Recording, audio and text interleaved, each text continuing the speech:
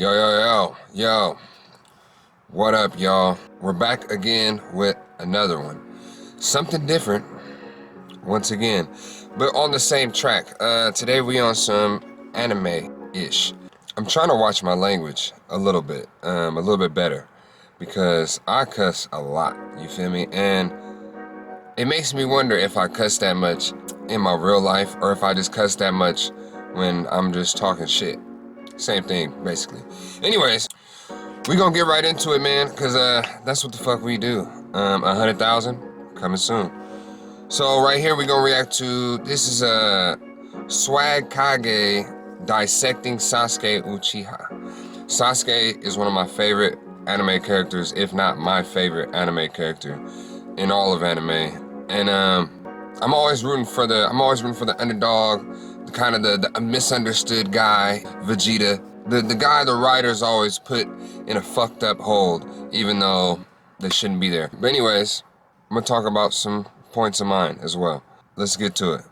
If the comments on my last video talking about him didn't indicate this already for you, he's quite a controversial character to say the very least. The fandom cannot come to a consensus about him, with one chunk of it hating him, one chunk of it worshipping him, and the other chunk not really caring either way. Now, I'll do my best to keep personal biases out of this video, since as many of you know, I do really like Sasuke as a character, but that might be a little easier said than done in a video of this format. I will say right off the bat that I do think Sasuke is incredibly complex, and while that's only based on my own interpretation of his actions and words, I do think that at some point anyway, Kishimoto did intend for Sasuke to be one of the most grounded, human, and three-dimensional characters that the series had to offer. Now, I can totally see why many people view Sasuke as a flat, jerk-ass Gary Stu who puts no thought into his actions and acts unreasonably and completely haphazardly, but at the same time, I wholeheartedly disagree with the idea, and I think that the people who do see him like this don't really understand his motivations or the way he thinks.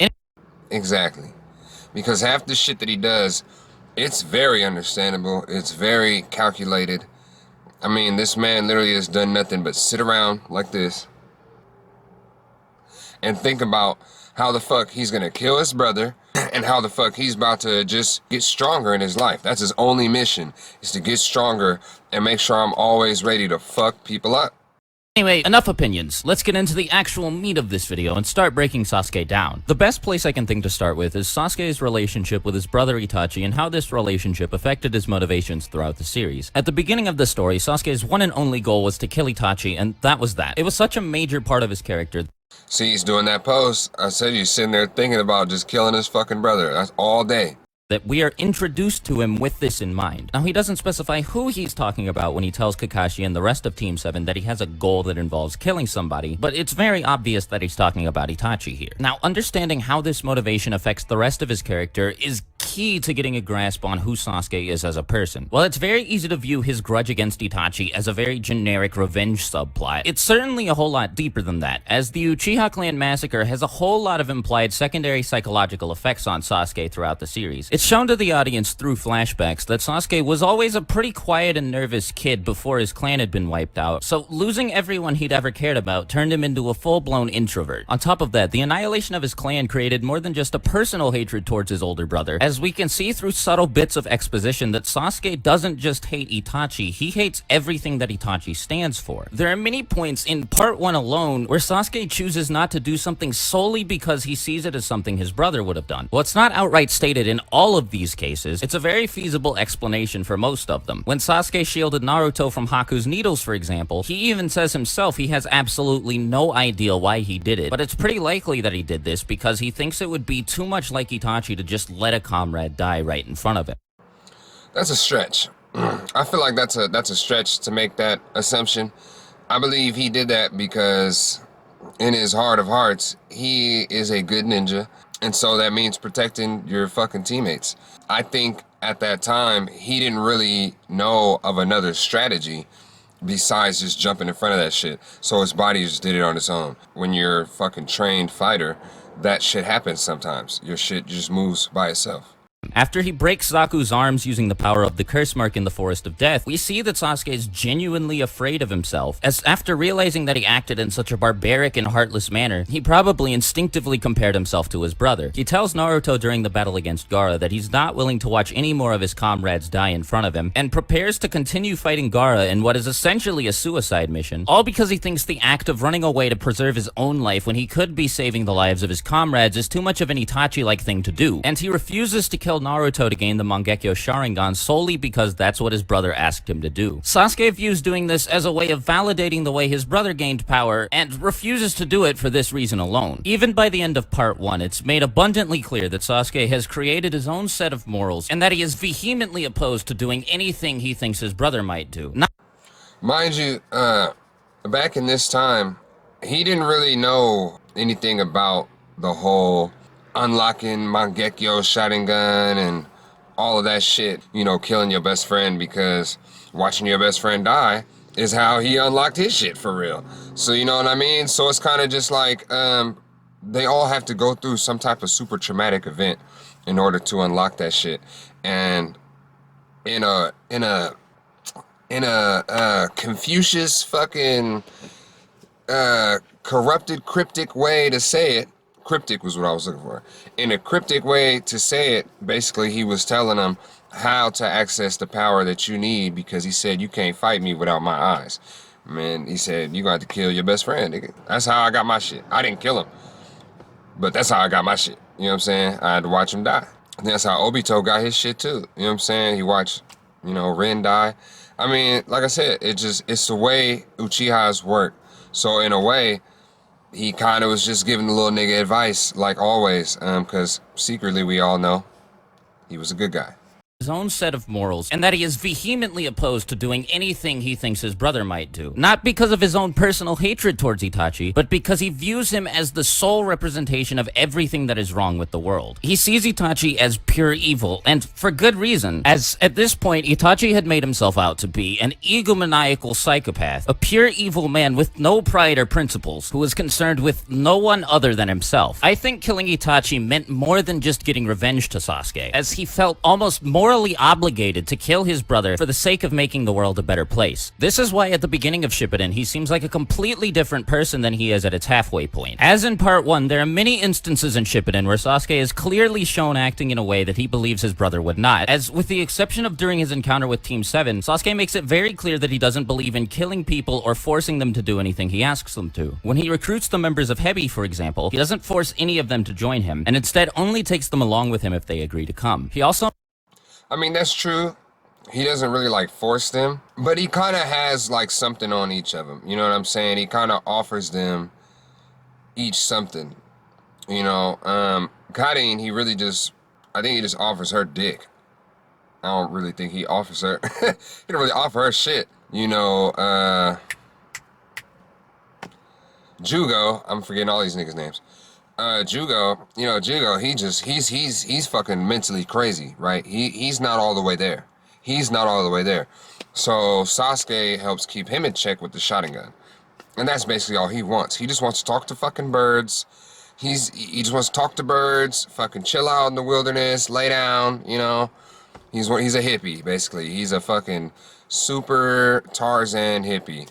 Makes it a point not to kill anyone in his conquest to find Itachi, unless A, he sees them as just as bad as Itachi was in the first place, like with Orochimaru, or B, it's in self-defense, like with Deidara. There are also many small details throughout the series that support the idea that this is a moral conquest for Sasuke, and not a selfish fulfillment of revenge. He doesn't allow Sakura to come with him on his quest to kill Itachi because he believes it'd be too dangerous for her. He kills Orochimaru and expresses his disgust with him because of how similar he and Itachi are, and he expresses to various characters throughout the series who quell him from his quest for revenge that they don't understand what he's trying to do. And he outright refuses to allow anybody else to kill Itachi solely because he doesn't like the idea of somebody else shouldering what he believes to be his own moral burden. This is a fact. Sasuke did a lot of things that people did not understand, and it's one of those things like we're in a movie where you just wish that the character would just tell the other character what the fuck is going on instead of being so mysterious. You know what I'm saying? It would make things so much easier if you just told him like, yo, look, I'm not out here killing motherfuckers, all right? I'm not. Okay? That motherfucker over there, he's not dead. I whooped his ass. But he's not dead. The only person I want to kill is Itachi, alright? So if y'all just back the fuck up and leave me alone for a minute, I could kill this nigga and maybe we could talk about something afterwards. You know what I'm saying? I'm a good guy. You know what I mean? I actually fuck with you guys a little bit, you know what I'm saying? But you guys are getting in my way, so I gotta go through all these fucking shenanigans just so I can go and handle my business without you motherfuckers butting in and getting killed or some shit. Cause Itachi will kill you motherfuckers. I got a chance. I'm his brother. So, I mean, it's easy to just say some shit like that. I still don't know if they would understand that though. Cause he's on some, his whole family died, got killed, murdered by his brother, his whole clan, nigga. Ain't nobody else with the last name, a trace of bloodline, no cousins, no none of that shit. Everybody else is, nigga, a remnants. Definitely believe his interactions with Orochimaru are the best pieces of evidence here for this being a moral crusade as opposed to self-fulfillment. Initially, he was willing to let Orochimaru take his body if that meant he was able to kill Itachi, which does prove that he was willing to go to incredible lengths to ensure that Itachi was killed, but after spending so... He was never gonna let Orochimaru have his body. That was never his plan. He just agreed to that to get up in there. You know what I'm saying? Pause. Pause. He just said that to get, like, in the good graces of Orochimaru and learn what he needed to learn. And mostly, when you think about it, he didn't learn all that much from Orochimaru. I mean, he learned a lot of shit about other jutsus. He learned about locations. He learned about, actually, he learned a lot of shit. But training-wise, power-wise, he didn't gain a whole lot. Most of the shit he gained himself. However, he probably gained a lot from Orochimaru in different aspects. So like he trained himself like kidding. He made that himself. He did that all himself. But you don't know if while he was doing that, he gets incredibly injured. And then fucking with a person like Orochimaru, he heals his ass back up in fucking 2 hours. 1 hour later. You know what I'm saying? He's full back health. So now he gets to train harder and get stronger faster. You know, like shit like that. It's shit like that. Like Orochimaru has different techniques and knows so much shit. Then you got Kabuto there. He's like the greatest medical ninjutsu user there in Naruto, aside from like Tsunade and fucking Sakura or some shit. And I don't even know, Sakura and Kabuto might be like right there. You feel me? Because they both know hella shit. Hella shit. Hella shit. Anyways. So much time with Orochimaru, he learns that Orochimaru is no better than Itachi was, and that by giving him access to an Uchiha's body, he would just be gracing the world with a problem just as bad as Itachi was. He doesn't even kill Orochimaru out of self-defense, but because he believes it's just the right thing to do. He doesn't outright say many of these things because, as I've said before, the annihilation of his clan turned him into an introvert, so he doesn't feel the need to explain himself for the sake of the validation of others. On top of that, he even explains to Naruto that he doesn't think he, and by extension most people, would understand since they don't know what Sasuke knows. Sasuke's introversion also made his resolve to kill Itachi that much stronger, as by breaking any emotional ties that he had with other people, he was able to make the goal of killing Itachi all that he had to focus on. Due to the moral code he created for himself, I really don't think Sasuke thought ignoring Itachi's presence in the world was something he could do and still be in the right. Like I've said many times, I think he thought of it as a duty and felt morally obligated to kill Itachi to make the world a better place. I think, he just had such a hatred in his heart that he had to get this nigga. I mean, I don't think it was about making the world a better place, because when you see how his life goes even after he kills him, I think he's more worried about what he believes is good. And he wants revenge more than anything because his whole clan is gone, bruh. Like, that's something like, people can't understand that. Like, imagine, like, let's say I'm black, right? If I was the last black dude on the planet, because this is technically their planet, right? Like, this is their entire planet. They're only in this one area, so this is it, bro. I gotta try to bring more blacks off from my bloodline and try to re-establish our clan. Get the fuck out of here, bro. That shit is... And the motherfucker that did it is my brother? We gotta... Come on, guys. Come on, bro. That's a never-ending revenge plot. Niggas hunt niggas down for life over, like, shooting their brother or them getting shot in the leg and living, you know what I'm saying? Like, they live. but it's because you tried to kill him. They'll chase you down for years. It'd be 10 years later, you see this nigga at a goddamn drive-thru and blow your head off. You know what I'm saying? That's how Sasuke feels. That's how Sasuke feels. I don't give a fuck if it's 30 years later.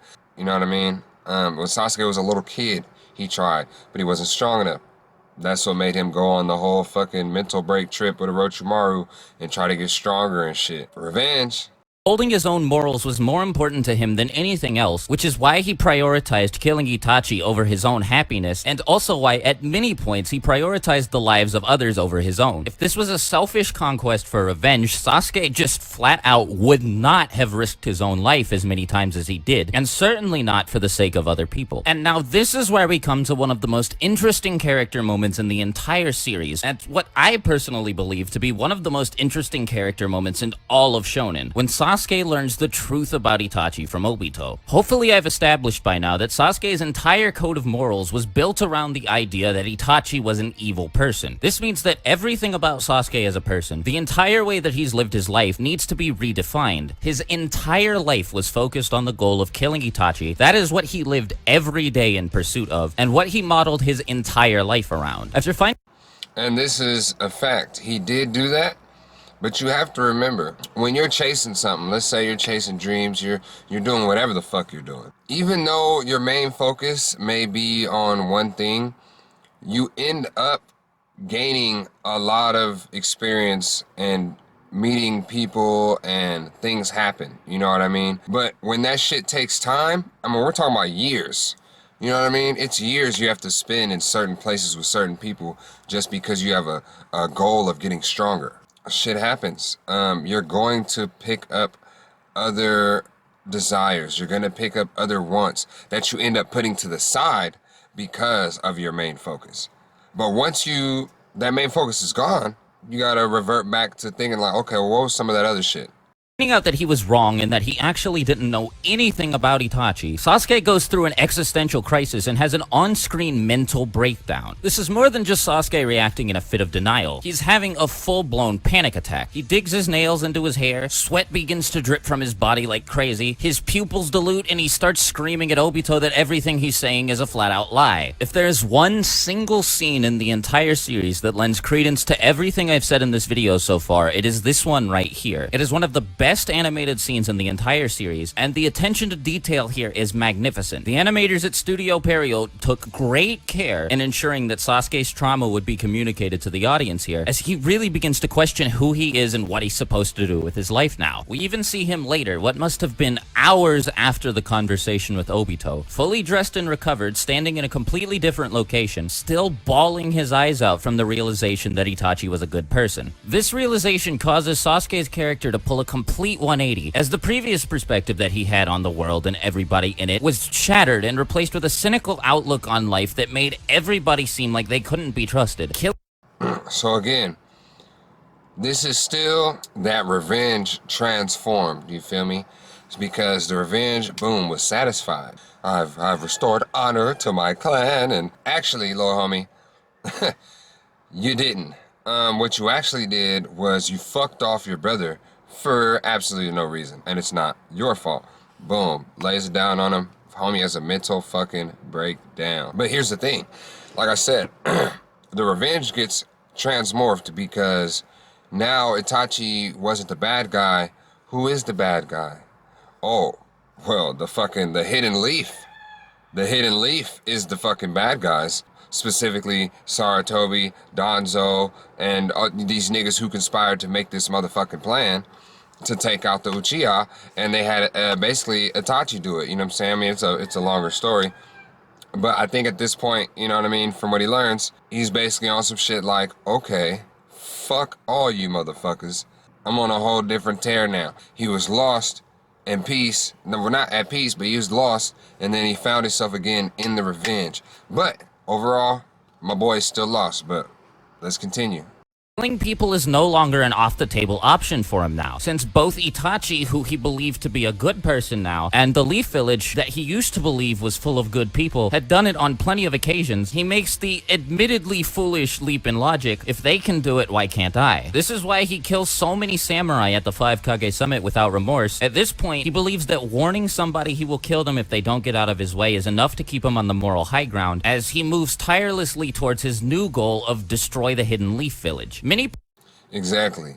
This is where that shit switched up in him. And he's like, you know what? I don't know what to trust anymore. I don't know what to feel anymore. All I know is if I got a problem with you, People see this as a very weird, haphazard jump for his character to make. And while I do sort of agree that Sasuke was acting a bit out of character during the Five Kage Summit arc, it does make a whole lot of sense for him to act this way, considering, again, he's having what essentially amounts to an existential crisis. Many people criticize Sasuke for constantly changing his philosophical view on the world, but he only does this when he is presented with loads and loads of new information. See, many people seem to... Exactly. And it's like, bro, they want to sit there and act like, oh, he's so emotional. Nigga, my entire race is gone. In front of my eyes, my parents were murdered. My brother was made to do this by elders. This world is corrupt. He's losing his fucking mind. Imagine that shit. Like, and it's like everybody won't cut him a fucking break. They're just like, yeah, well, Naruto could have... Dude, let's not even get into that. Let's not get into that.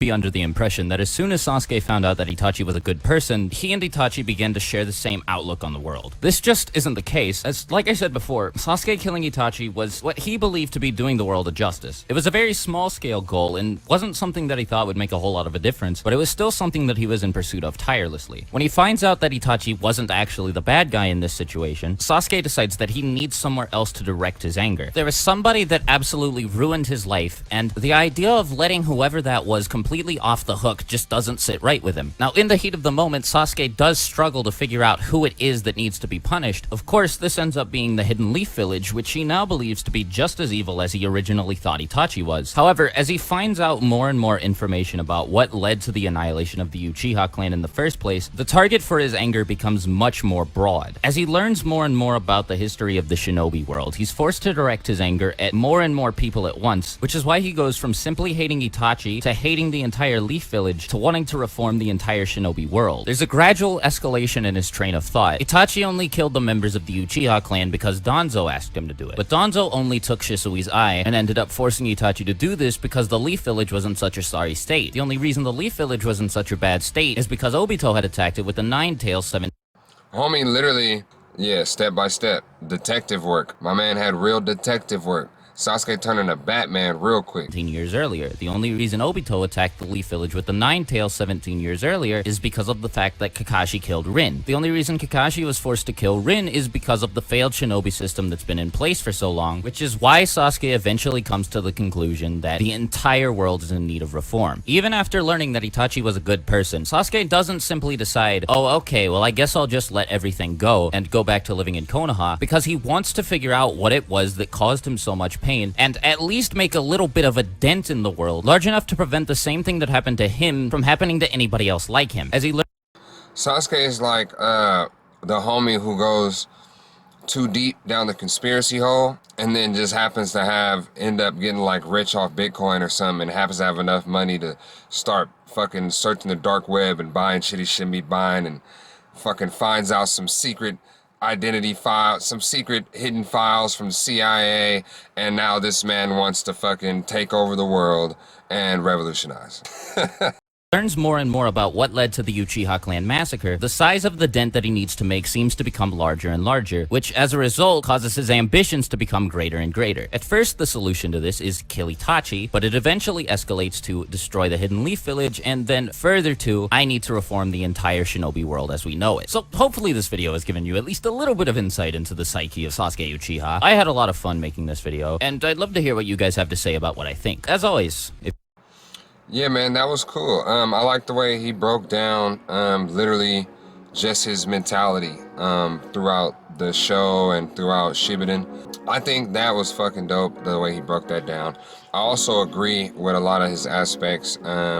As far as Sasuke does have a good moral code. He has a great moral code. It's just that after he killed his brother, he had that mental fucking break, man, and it kind of made him almost schizophrenic, almost, like you could say, in a certain way. It's almost as if he just didn't know who to believe, where to believe. He wanted to go so many different ways with things, but it was only because he kept accepting different information and more information that kept unveiling lies and corruption. And it's just like I said, like he's like a hacker that ends up on the dark web and finds all these files, finding out the moon landing was fake and finding out this happened and 9/11, and then it adds up to him going all the way back to when it first started, to whoever the fuck founded this and had these little secret things going on, and it makes him just ballistic. You know what I'm saying? Ballistic. Can't handle reality. So what does he do? He has to change reality. You have a person like Sasuke, he damn near has the power to do that. And once he does get enough power to do that, that's what he tries to do. And you look at him his whole life, that's all he ever knew. You know what I'm saying? Was, I'm trying to get this goal accomplished. I need to get stronger. Boom. Okay, in order for this to happen, I need to get stronger. I'm gonna go get stronger. That's constantly what he's doing. You know what I'm saying? He gets knocked back one step, jumps 3 steps forward. You know what I'm saying? I respect it. I respect Sasuke and his drive and everything that he was willing to do just to show them how corrupt they are. And show them like, nah, bro, like certain people gotta go. Danzo, you gotta go.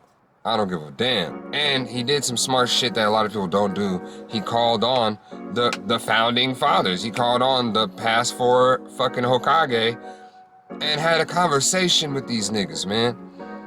That's all he wanted, was a conversation so he can get an understanding on what he was about to do next. And I think, man, overall, that just goes to show that's what makes Sasuke the fucking best character. And I don't know about all of anime. I'm gonna take that one back. I don't know about all of anime, but it makes him definitely the best character in Naruto to me, just overall.